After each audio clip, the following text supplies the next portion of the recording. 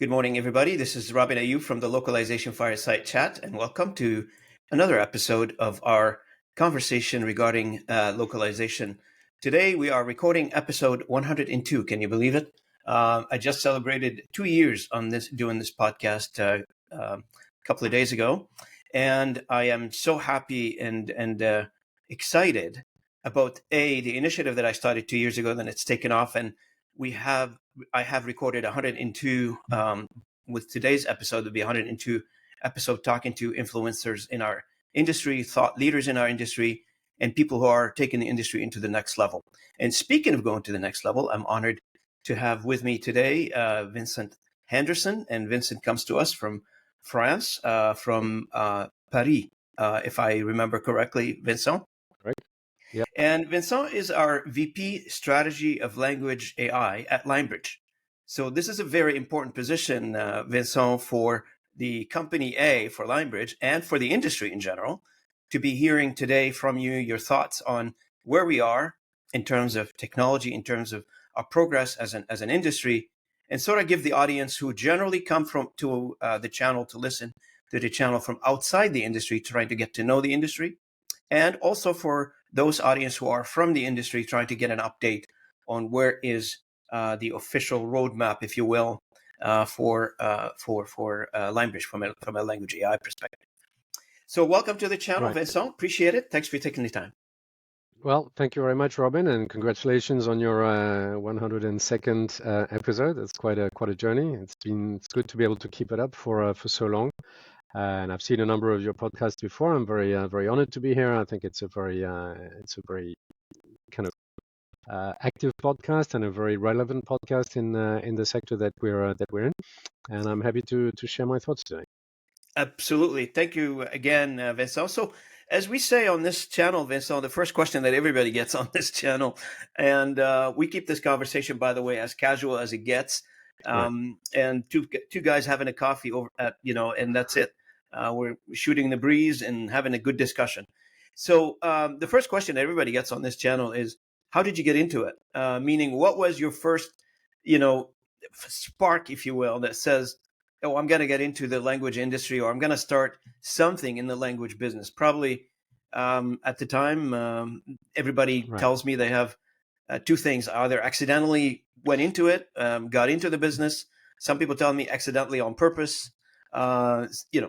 Can't wait to hear your story, your fascinating story. Yeah, I think that my genesis story in the world of localization, I think, has probably a couple of prongs, I would say. The first is that I'm a multicultural individual by my origins. I was born in London. I grew up in Paris, but I also spent some time in my childhood in Mauritius because my mother was from Mauritius, and my father is New Zealand. And so I have this kind of very multicultural angle. I speak multiple languages, more or less good, but I mean, I speak fluently French and English. I kind of get by in German and Italian.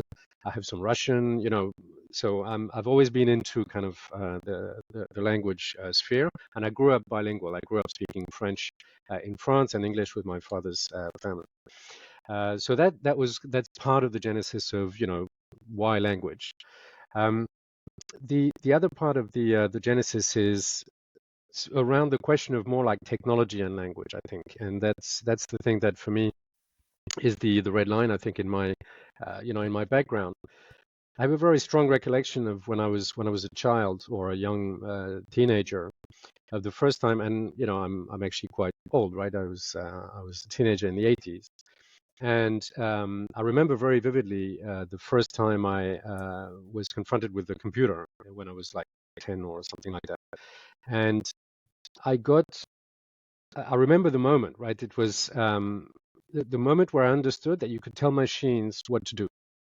And this was, for me, it was kind of it's a thing that was magic and amazing at the same time, but at the same time not magic because it was very kind of systematic and deterministic. And so I would say that these two loves in my life, which is on one hand the question of culture and language and semantics. How do you represent? I was confronted very early in my life to the problem of how to say things, how to say the same things in multiple languages because of my family and so on.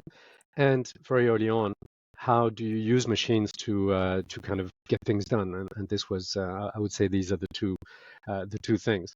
Now, how I got into the industry per se, I think that was also, I guess, accidental to some extent. I didn't decide to work in the localization industry, but I started my career quite young because the computer skills that I acquired very young were in fact my skills by which I entered the workforce when I was very young.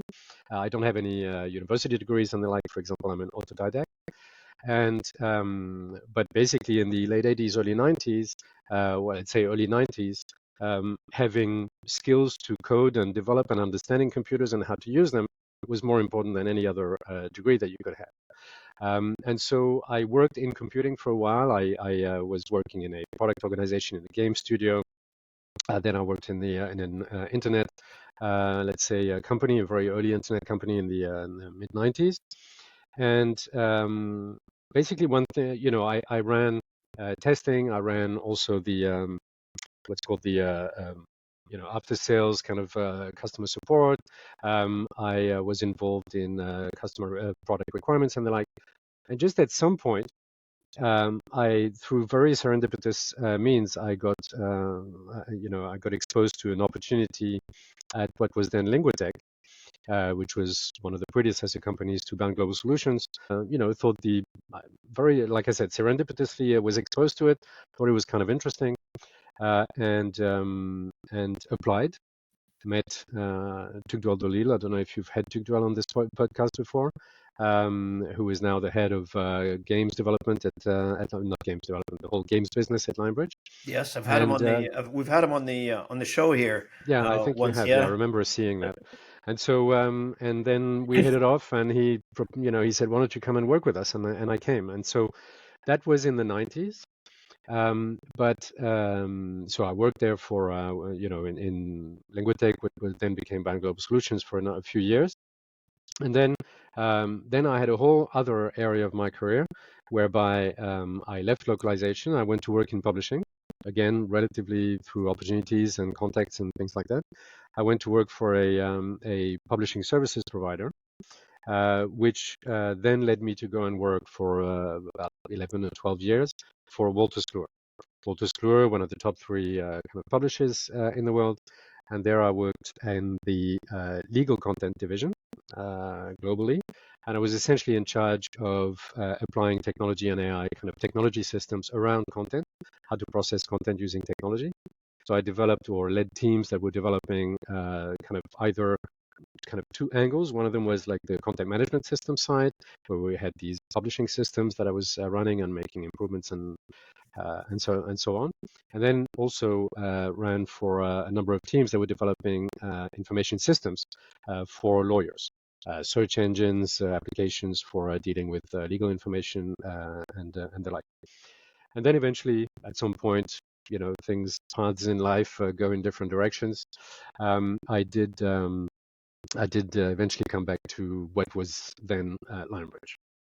Wow, what a journey, man! Yeah, it was quite a journey. Yeah. The exposure to various experiences and various skills that you've gained along the way, in addition to what you've had originally, must have been amazing to learn new industries in some cases, or Yeah. new features in some existing industry that prepared you to where you are today. People Yeah, on their absolutely. mind, and I'm sure you're gonna tell me that there's a lot of learning throughout all this, isn't it? Yeah, absolutely. And that's the key. And you mentioned like going through different industries. That was really key. I think that, and of course, like I mentioned, I'm an autodidact, so I didn't, I've never been very temperamentally predisposed to basically sitting in a classroom and being told what I'm supposed to learn. Temperamentally, I've always been a kind of a discoverer more than anything else.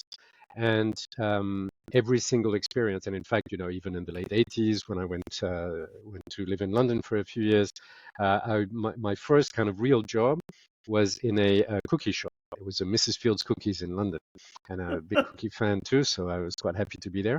But it was, You don't I look was like a just cookie hired. fan there, Vincent. You don't Yeah, look like exactly. a Well, I cookie mean, fan. yeah, lots of cookie fans around for sure. And and even in that experience, it was enlightening to me. Like Hmm. I was hired in this cookie shop in one of the branches of the of this brand as just some basic person to work in the shop, and we were making the cookies and we were serving customers and so on. And even in that experience, it it was almost one of the most formative experiences of my life, which was my first job, right? Which is where I discovered a number of things.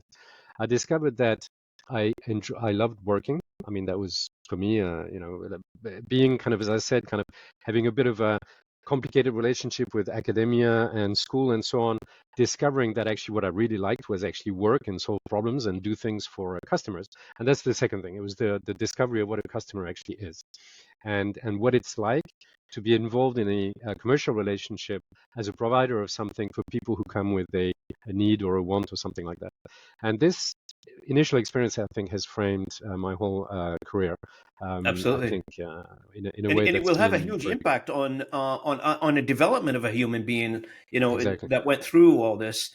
It shapes you for who you are today. It prepares you for who you are today. I find, like, even for me, I'm not sure if you knew that, but for me, I come from a technology background. I mean, that's my education. Hmm. And I started early career in programming, at an insurance company. And then I was doing actual coding, and that's like early 90s, 1990, 1991, Hmm. something like this. And then from there, I moved to IT management, and I was doing IT management for one of the largest careers in the company in the country here. Hmm. And then I moved to the telecom industry, and I was an engineer working for the telecom engineer working in one of the biggest telecom companies in the country. And then sitting somewhere working on my Visio diagram. I remember doing a diagram on an IP network for one of our customers. We're going to have to deploy it, and putting all the equipments, mapping all this out. And somebody comes in and sit beside me, and I'm a young engineer, only been in the company for 6 months. I didn't know who that individual is. He sat beside me, and he said, "You're Robin, right?" I said, "Yes." "And you?" He said, "My name is so and so." And I don't know. I mean, I have no idea like, there's no internet. I can't look Right. people up and see who they Yeah, look you can't like just and go on who they LinkedIn are. and yeah. I don't know. And he introduced himself as the CEO of the company. Hmm. Said, "Okay, what's the CEO coming to do with low level engineer who's been in the company for 6 months?" He said, "I've heard a lot of good things about you." First, before we started the conversation, he said, "What are you working on?" So I said, I'm designing a network for one of our customers, and that's what I'm doing. He said, "Okay, so I've got a question for you, and an ask." I said, "What is it?" He said, "Today, I want you to be the sales manager." It just, like, for me, I felt like I almost fell off my chair. I Yeah. said, "I've got to be a sales manager." I tell the salespeople what to do. I don't want to be the sales manager. Yeah. So he explained it to me. The sales manager was like having issues, health issues. We have a big presentation, and you are going to do the presentation. I never done these things before, and Wow. it was a large customer. So I said, "Okay." I built the presentation for him, so I Hmm. know what it's in it. But I wasn't expecting me delivering it. I was doing the troubleshooting in the call, in the sales call. So I said, "Okay, I'll do it." So I got in the car with him that same day, within like an hour, walked into the customer's meeting, did the presentation, closed a $3.5 million deal a year. And on my way out, he said, "You're no longer an engineer. You're now a salesperson." Exactly. It That's how life works, right? It's drives you in a there's different no direction, there's doesn't it, Vincent? there's no exactly there's no predicting the future. That's a big principle of mine, by the way. In general, in life, in business, and so on, is that you can't predict the future. And I think Can't. that people who think that they can are wrong almost, and in fact are wrong all the time. It's true. And so it's something that you always should remember is that what matters is what's going on now. and where Yep. you want to go. So you should act in a way to go in the direction where you want to go. But it's not like the world is already determined that it's going to be a certain way a year from now. It That's doesn't right. work like that. So yeah, No, absolutely. no, you can And both plan, for you your can whatever, personal but life and for the big world. life always throw you a curveball somewhere, and hopefully a good curveball, not the bad one. Um, Well, it's up to you what to do with it in the end. yeah, it's up to you what to do with it, and grab life by the horn and walk away with it. So, Right. moving our conversations to today, you're a VP Strategy of Language AI at Lionbridge. For those who don't know, what does that mean? What is your job entail? hmm If you can explain it to our audience, if you don't mind. Yeah. So Language AI is one of our businesses. It's basically our content business at Lionbridge, global content. So both content generation as well as localization. So let's say it's the historical business of Lionbridge. And I'm the VP of strategy for that, which means that my job is, I was just saying you can't predict the future. So precisely my job is not to predict the future, but it's to try and make the future happen. So it's to think about what does the future look like that the industry wants, that our customers want, that we want, and so on, and to try and bring all of these pieces together to try and see how we can make it, produce the advent of that future in a way that is beneficial for everybody. So it's not about sitting here and predicting what's going to happen. It's more about sitting here, looking at the present, and saying, how do we want the future to be, and then trying to act that way. Shape the Um, future. exactly. And in particular, before I was the VP strategy, I was the head of product for Lionbridge. And so for a few years, I ran the product teams, Yep. developing new AI products and the like. And of course, what happened during that time in the last 2.5, 3 years is the advent of, basically modern Gen AI, GPTs and so on, which completely kind of changed the picture, right? And I had been through I explained before my course in my career. My career can be summarized as using technology to apply to information, to apply to content. That's my whole career is around that. It's about how to apply technology to information. The modern Gen AIs have completely changed that. You were talking about learnings before. It's kind of interesting because um, this really kind of took me by surprise, this new Gen AIs, because I had developed over the years, working with AI a lot. Um, I was a bit of a contrarian, let's say, in the world, or at least not a contrarian, but I was in a particular kind of group of people or a worldview who believed that modern Gen AI, the way kind of language is being used by computers today, who Yep. believed it was not possible. And I had all kinds of theories, and I could explain to you for 2 hours about why that was not possible for computers to understand language this way and to kind of blah, blah. So I was really surprised by the capabilities that came up with the GPT starting at version 3. Um, Quickly, obviously, adapted to this new situation, tried to understand why was I wrong before? Why did I think that it was not possible when it was clearly possible? And kind of completely reshuffled the way to address this question. And the question is really about the question of semantics, the question of language, the question of meaning, uh, uh, you know, and it has kind of reshaped the way I'm thinking about those things. So I adapted to it very quickly, adopted it also very quickly when I saw the capabilities and the impact it would have on the localization business and the content business in general. And so took our whole product line into that direction. So immediately started to kind of building AI into that and try to figure out how to adapt our platform to that and so forth. And basically 2 years later, it became obvious, or a year and a half or whatever later, it became pretty obvious to everybody that the strategy of a company like Lionbridge Mm-hmm. is basically boils down to an AI strategy. I mean, the that's the name of the game, right? Strategy today Absolutely. means how are you going to use AI? And so Correct. therefore, because I had all of this background and so on, I think it made a lot of sense for me to be kind of taking on this role, handing over the actual product, running of the product to a bunch of other people, and working with them to provide a lot of insights into the roadmap for our product line. Absolutely.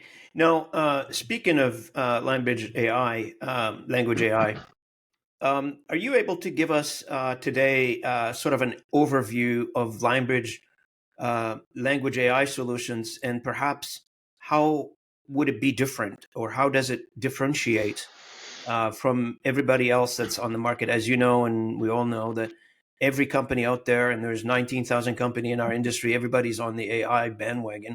Yeah. I call it that, but basically trying Yeah. to either learn, catch up somewhere, somehow. Everybody's involved to a certain degree.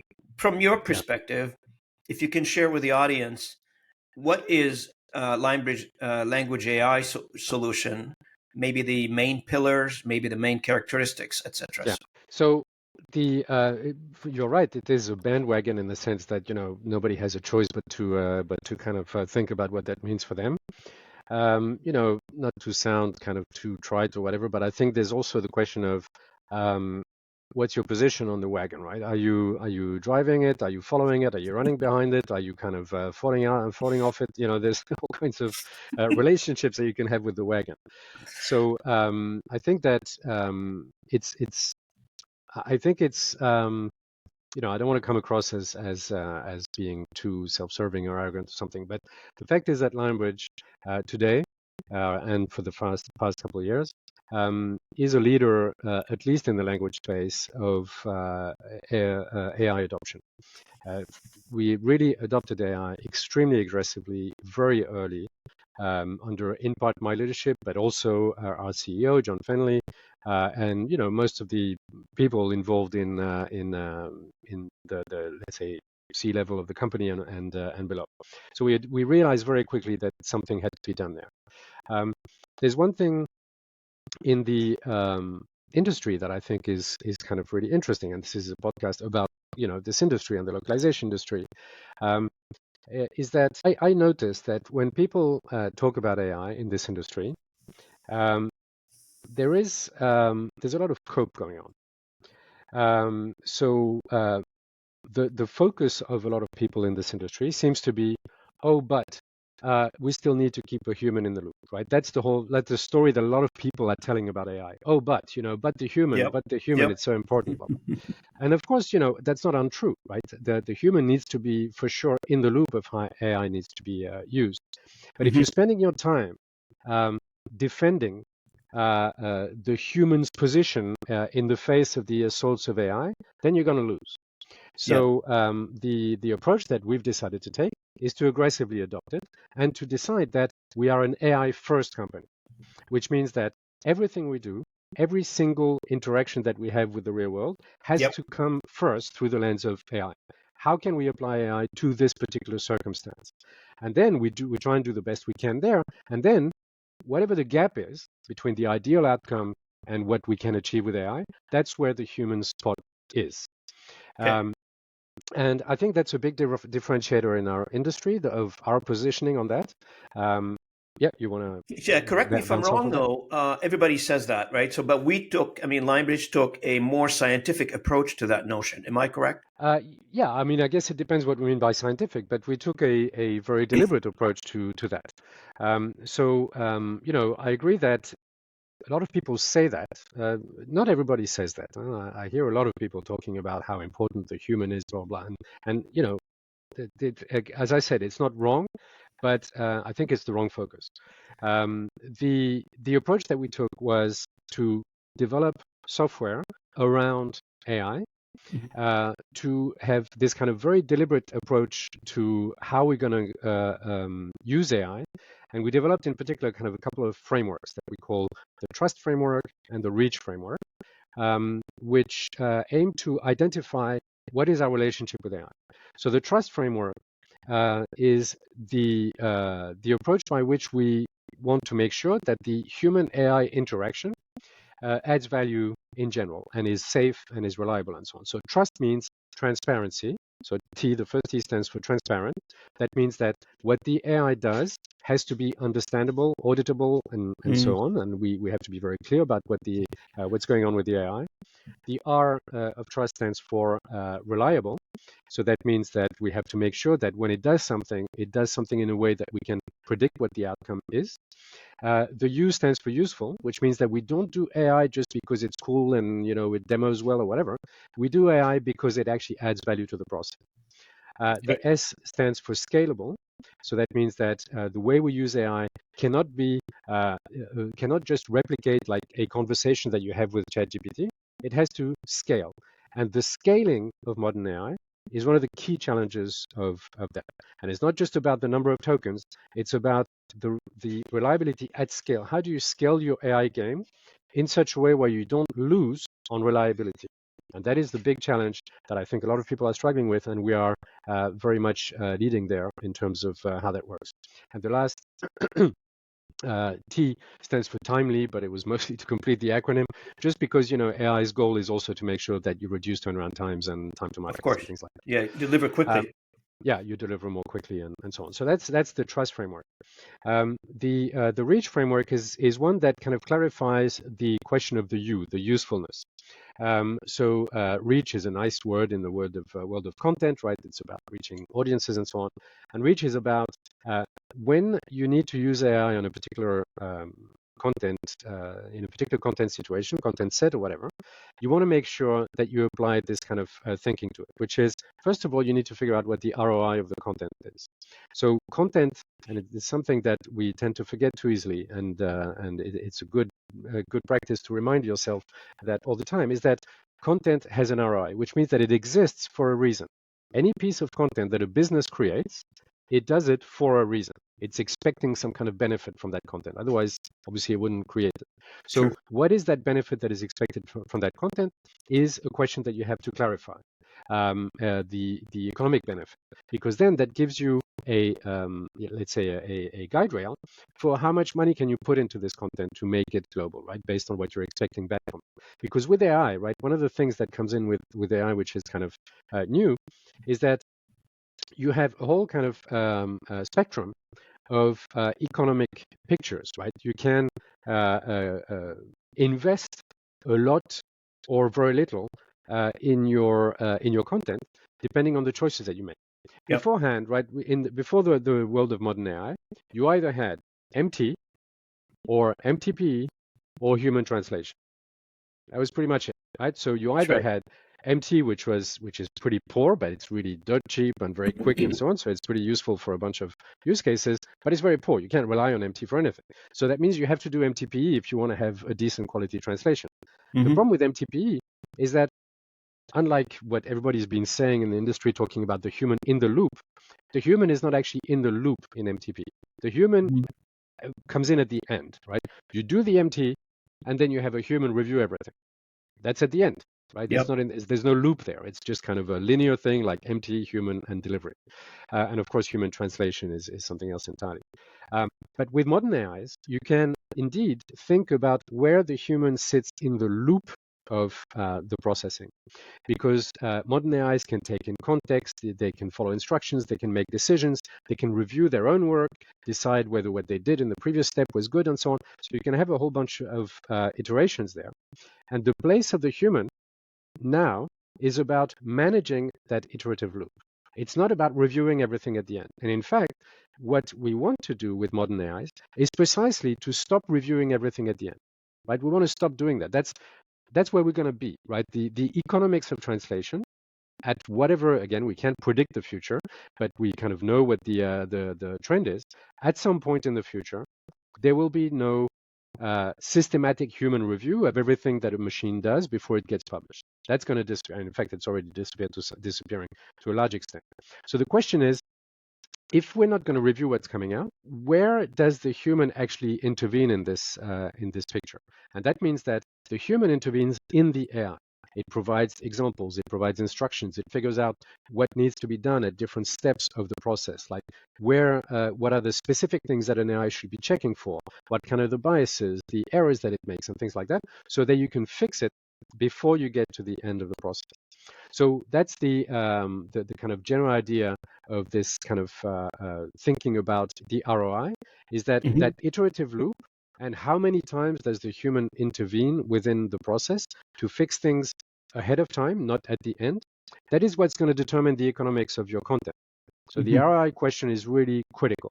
You can have a 1/10 of a cent translation, and you can have a 20 cent or 25 cent translation.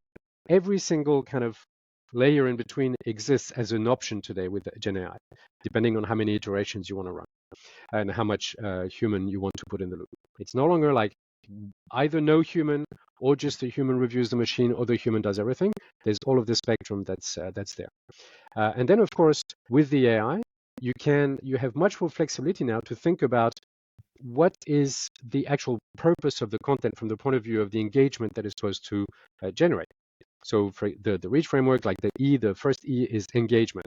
It means whenever you have content, it needs to generate an impact in the audience that it's going to be addressing. Like, is it supposed to get somebody to click on a button? Is it supposed to get somebody to have a better technical understanding? Is it supposed to have somebody think better about your brand? Whatever. There's all kinds of impacts that you want to have, like what I call here the engagement. Mm-hmm. The A stands for audience, which means you have to understand how to talk to your audience in order to produce the engagement that you're looking for.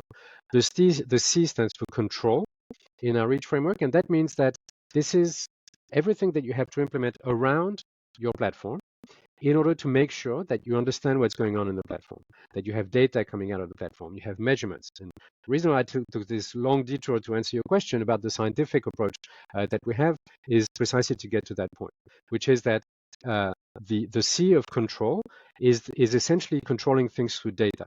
And the great thing with modern AIs is that you can apply all kinds of different AIs and different configurations at different steps of the process to evaluate certain things, even automatically, to generate data about how reliable your process is. And based on this data, you can have more interventions and things like that.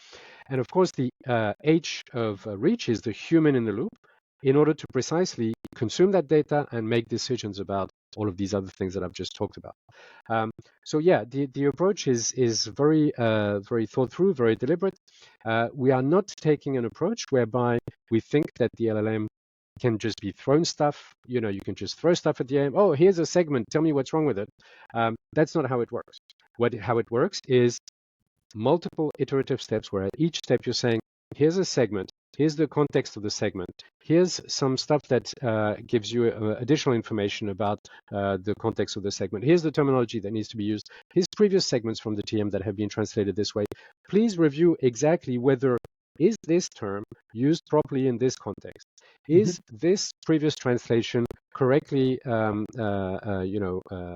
applied in this new segment, and so on. And you can go through a lot of iterations and a lot of details for managing the quality of the output.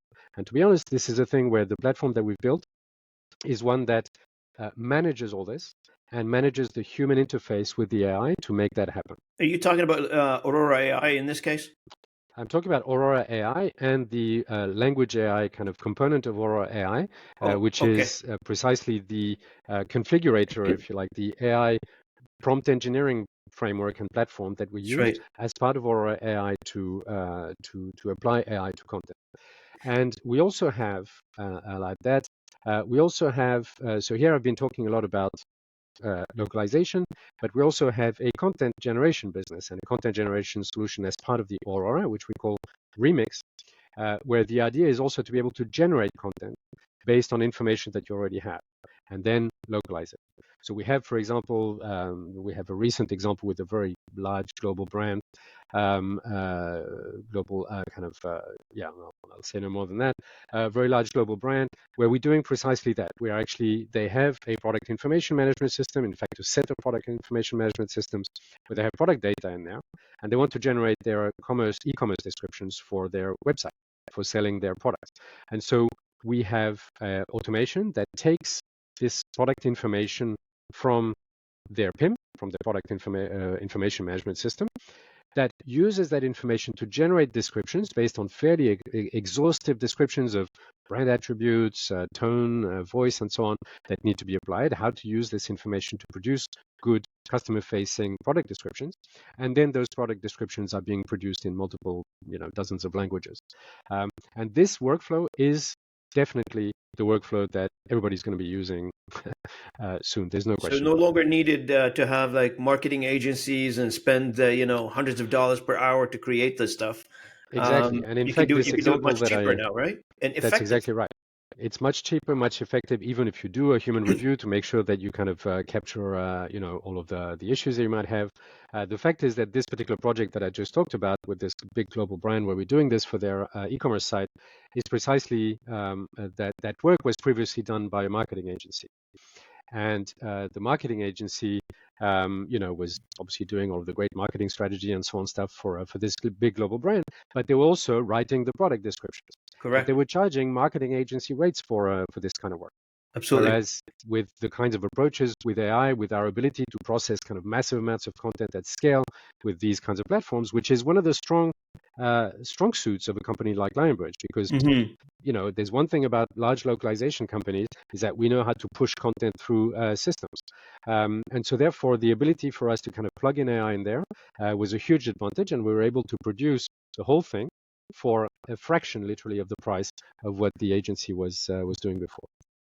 Absolutely. And you know what? It's funny you say, how we move to content generation, because a lot of my audience would ask, the question around, so, back to your human in the loop, like that whole transformation, that whole reskilling, retooling, etc. of the human Yeah, to get involved in the process, as you mentioned earlier, where do we plug the human is very important. And now that absolutely. has to be agile too, because as technology is moving, so is the function of the individual or a human being. Where do they get involved in that evolution of technology? Which brings me to Yeah. one question that I heard this statement said like yesterday by somebody. I just want to run it by you and let me know what you think. Hmm. Does the human in the loop statement, knowing what you know about technology and the evolution of technology, the prospect of technology, does that statement has an expiry date? Yeah, that's the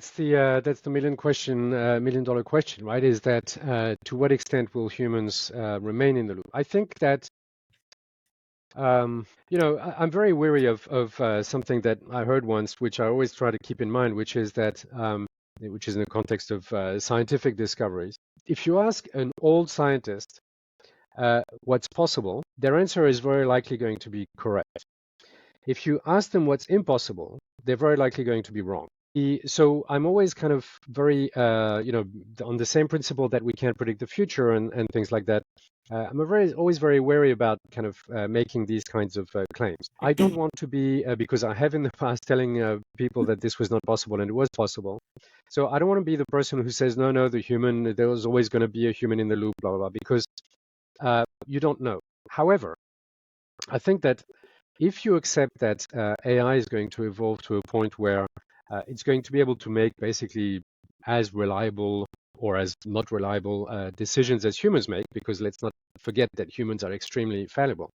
That's something that a lot of people forget when they talk about human in the loop, is that they talk as though humans were infallible, whereas in reality they're not. And in fact, we have data that shows that the error rate on human things is very often higher than what the AI does. We have data about that, So which this is, is this is interesting because yeah, everybody comes on this channel here telling me that the human is better than technology. I want you to repeat that for for yeah, our audience. yeah, Can you repeat that and just maybe expand on it a little bit? yeah, absolutely. We have data that shows that when we do very systematic evaluations of quote unquote quality, we see that the error rate of humans, when they do work, when they do translation or And I'm editing or assuming these whatever, are things like that, professional. of course, I mean, we're not talking about somebody off the street doing this work. We're talking about somebody who's professional, who's been vetted, who's been selected specifically for these jobs. exactly. Um, so the precise data that we have is the following, and it's a bit more nuanced than maybe I let on. The data that we have is that in our pipeline, okay, in our AI pipeline, we have a process whereby at some point, without going into too much details, at some point, um, we have a segment or a text that has been translated, edited, improved, blah, blah, blah, by the AI. And we ask the AI, another AI configuration, we say, please evaluate this segment. And we ask the AI to say, is this a good segment or is there a problem that needs to be looked at? And so that generates two sets of segments. One set of segments that the AI says correct, and one set of segments that the AI says, this might need to be reviewed. What we have seen is that when the AI says that a segment is correct, it is right more often, or roughly the same, a little bit more often, than when a human post-edits a segment and delivers it as final, right? So that means that it's not that the AI does a better job so far in general than good translators at processing 100% of the text. However, when the AI tells you, I have edited this and it is good, but that is our AI, right? It's not just any AI. It's That's right. our AI with all of the criteria and the checks and so on that we That's right. built into it, plus software and so on. It's proprietary source. Our AI is able to tell us that a segment is good, and we can know that those segments are actually better than the average human translated segment, professional human Okay. translated segment. That's the data that we have, right? So that means that there's still a portion of the segments that the AI says, I'm not sure about that. In that case, they need to be reviewed by a human, right, to finalize them. But when the AI says that a segment is good, it is good at a better standard than the average human translation, right? So it's a Okay. bit more nuanced than just the AI does a better job than a human. But the AI can do certain tasks and give you a level of confidence in what it does that is higher than you would get from a human, if you see what I mean. Okay. Okay. Now, a lot of our listeners probably will think, "Hey, yeah, AI is good, but I'm not sure about the security aspect of AI." Mm-hmm. And one of the items specifically in regulated market or any business that is more Mm-hmm. concerned about their data security, etc., they'll probably have question marks on this one. Then there's a couple of dialogues I had here on the channel in the past week or so about AI being deployed behind a firewall versus AI that is, you know, owned by third parties such as Lionbridge or somebody else out there. Can you speak a little bit to how Lionbridge ensures security around the interaction with our platforms, which is AI enabled? Right. So the kind of AI suffers from a lot of misconceptions, and one of them has something to do with the question of security. Um, of course, whenever you're implementing any kind of software platform or anything like that, you have to deal with security, which means you need to make sure that your software is not accessible from the outside and that it cannot be hacked and all of this kind of stuff. But with AI, there's an additional layer to the concern from what I hear from different people in the industry, is that a lot of people have this idea that an AI is this kind of autonomous agent, right? And that it's got almost kind of some kind of conscious being, whereby if you give it data, it's going to learn from it, and then it's going to regurgitate it in another context, and therefore exposing your data, things like that. This is the common concern that people have when they talk about data security.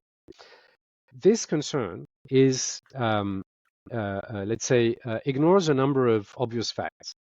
Is that, first of all, an AI model is not a self-learning thing, right? There is no self-learning AI model in and of itself. An AI model is a stateless machine, which means that it's a machine that is, once it's finished interacting with you, it's in the same state as it was before. That's what stateless machines mean. That means that it is designed to receive some kind of input and give you an output. Okay? This is the interaction that happens. The only way in which your data that you give to an AI model can eventually find its way into the AI such that it might be regurgitated to somebody else or something like that, is if the person who is managing that AI steals your data and uses it to train another model or another version of the same model. It's the only way that data can leak through an AI. It's that this data is used to train another version of the model. So that means that the way to ensure security with AI is simply to make sure, just like with any other software, with any of your platforms that you're running in the cloud, in AWS or Azure or whatever, is just to ensure that the data, that first of all, your model is in a controlled environment, which is firewalled and all of this kind of stuff, that nobody else can access it, that it can still be in the cloud. There's no reason why it should be kind of internally, but it's firewalled in your environment. And making sure that the data, therefore, that you send to the engine and that you receive back cannot be snooped on by other people, right? That's the way you ensure security. There is no such thing as AIs autonomously learning from your data and telling what they learned to somebody else. That doesn't exist. The reason why people think that is because there's been a couple of instances in the past where people using ChatGPT or some other kind of chatbots online in free mode were then surprised that the data that they submitted to the chatbot eventually made its way into another engine, even though it was proprietary data. But that is not the AI itself that does that by nature.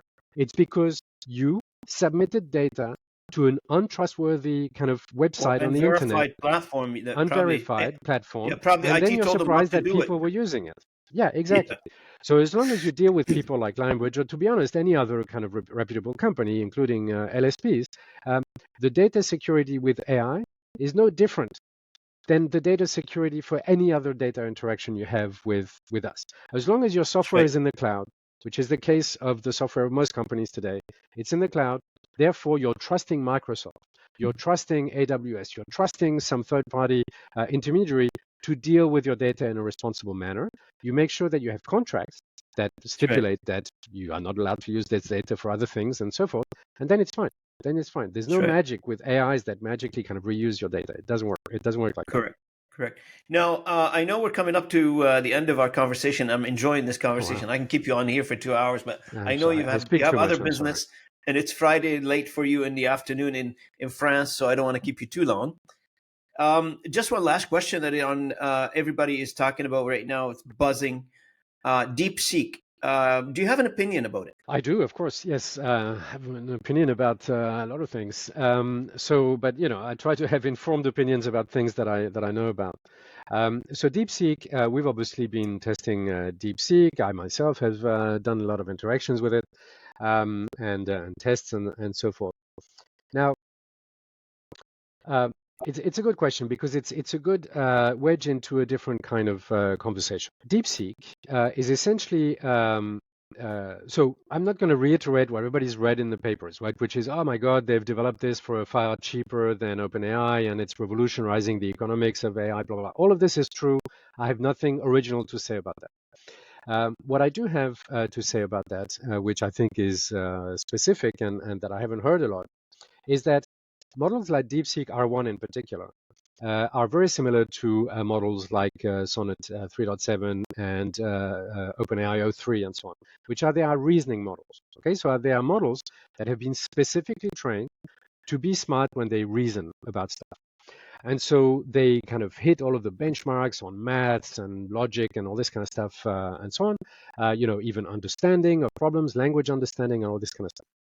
But what we care about in the world of localization, the reasoning capabilities that we need are not negligible. They're quite advanced, but they're not specifically the kind of reasoning that these kinds of frontier O3 models and so on bring to the table. Not to mention that, and that's really, really little secret, I would say, or kind of thing that people don't realize, is that if you use GPT-4o, for example, in a smart way, in a platform that is designed to get GPT-4o to first think about what it's going to do, to kind of identify the different steps that need to be run, to cycle back on that and reevaluate itself and kind of go through multiple iterations before it comes up with an answer, then you essentially have a very similar kind of thing than you do with R1. The specific R1, DeepSeek R1 or O3 or whatever, the specific skill that these models have is that they spend time thinking about the problem that you have put to them. The fact that they spend time thinking about it is what allows them to give you a better answer. It's not that they're smarter. They're actually not. They're not smarter. It's just that they are tuned to be thinking about the problems that you submit to them. Because one of the big, let's say, unspoken truths about LLMs is that it's all about inference time, right?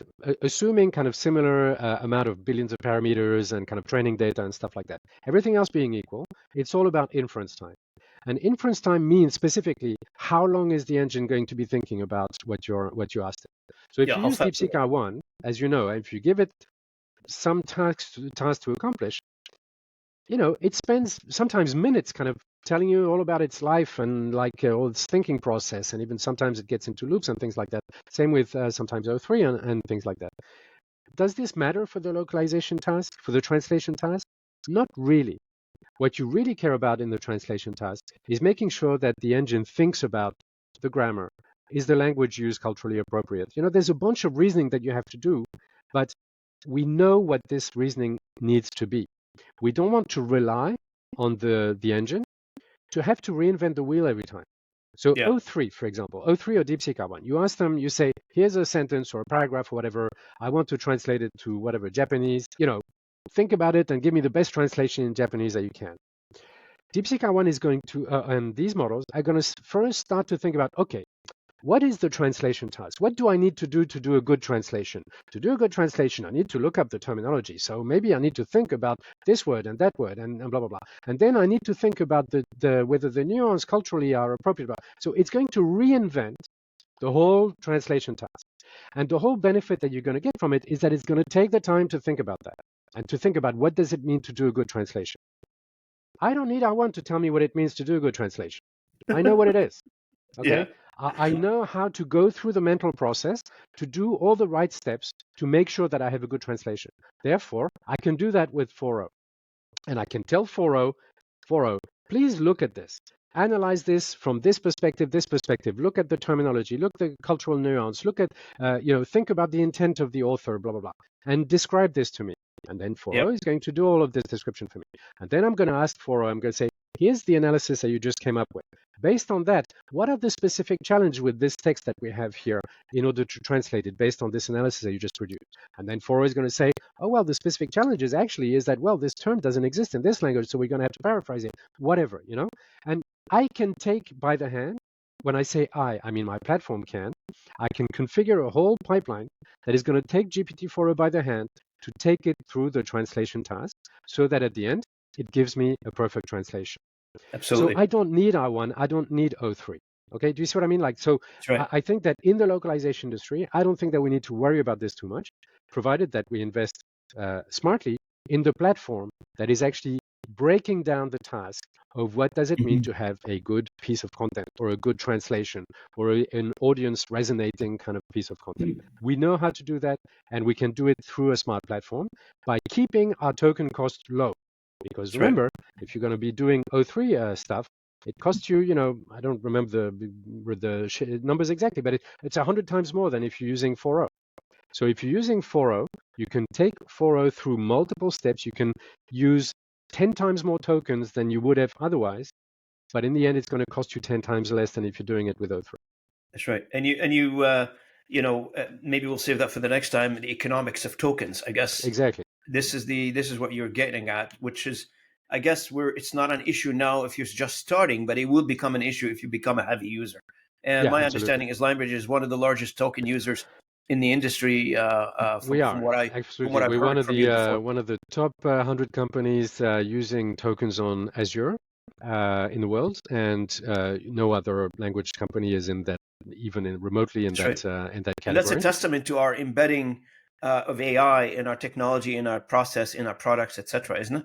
Exactly right. This is the, if you like, the demonstration of the AI first thing. Like you were saying, Yep. everybody says they're AI first. Well, we have the tokens to prove it, right? Every Yep. single one of our words is at some point confronted with some AI process that is evaluating something about it, and that's why Yep. we consume so many tokens.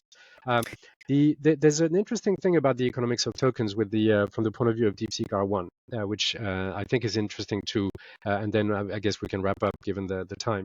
But one of the big let's say things that people say about R1 is that it's cheap because it was kind of trained for this very cheap. It wasn't billions of dollars; it was a few million, and so on, right? And that is true. That means Mm-hmm. that if you're smart like these DeepSeek people are, and you know how to train engines and to prepare data and stuff like that, you can train an engine like R1 for a fairly limited amount of money.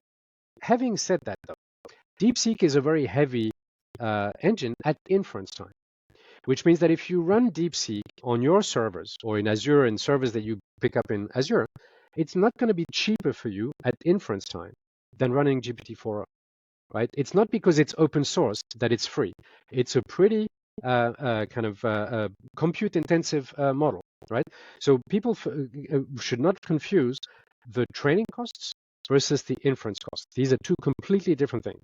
And DeepSeek R1 is a high inference cost engine, just like all of the others that have the same capabilities. Absolutely. So, in conclusion, what I'm hearing is, instead of a user, going in and saying, I've got to put statements directly into ChatGPT or any DeepSeek or any other AI engine.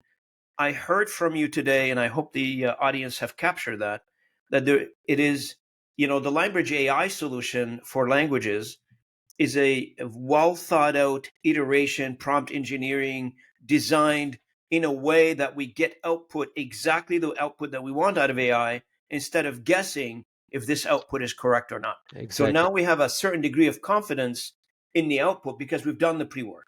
We've done the pre-work in terms of designing what we want out of the AIs, make sure that we're first security, second is designing the prompt engineering and the iteration of how we give instruction to AI to come up with the right solution. Am I correct?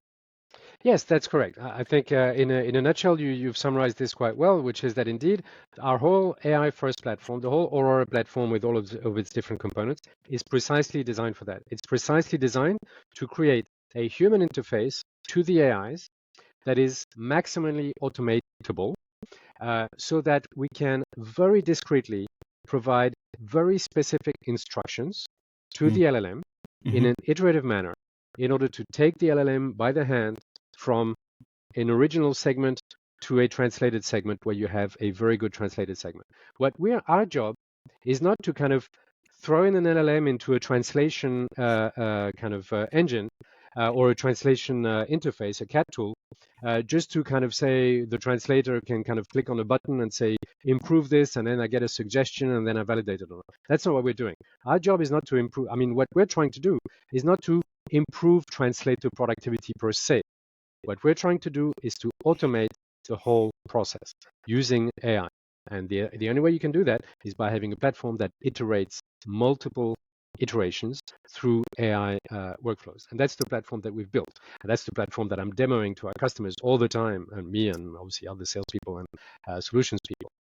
It's a platform that exists, that is running, that is, like I said, pushing billions of tokens through every week, and that we are very, very happy, very lucky to have because it's the best platform in the business. Absolutely. So, for the sake of time, I want to thank you, Vincent, for coming in and explaining to me and to the audience the Lionbridge language AI business. I really appreciate that. It was a learning experience for me, even though I listen to your story every day internally in the way, in a variety of presentation that we're both engaged in, just to have that perspective from your story, from the way you present it to the public. It was quite educational for me as well. And for our audience, I'm assuming is quite educational as well, because there's a lot of misconception about, as we mentioned in our conversation. But thank you very much for clearing all that up for us. Appreciate it. Well, it was really interesting. Try to keep it on a conversational level. We could do, if people think it's interesting, we could do a more kind of, let's say, demo of the platform or something like that. Some more conversation specifically around the platform to show exactly what I mean by all of this iterative AI. Well, if you're open to do a demo stuff. for the platform, I'm happy to invite you again. Yeah, exactly. Let's do that. Absolutely, All we'll right. do that. And so, thank you, Vincent. Thanks again for coming in, helping me recording episode 102. I really appreciate it. The Localization Fireside Chat is a self-initiative started by me, managed by me, edited by me, and published by me. So I don't have anybody paying me anything. I don't have any money being generated out of this. It's a completely personal self-initiative on my side. I'm driven by fuel of passion and patience and craziness. So yep, thanks, for sure. Thank you, Vincent. Thanks to the audience for listening in. I will see you on the next episode, 103, which we'll be recording next week. Thanks, everybody. Thanks, Robin.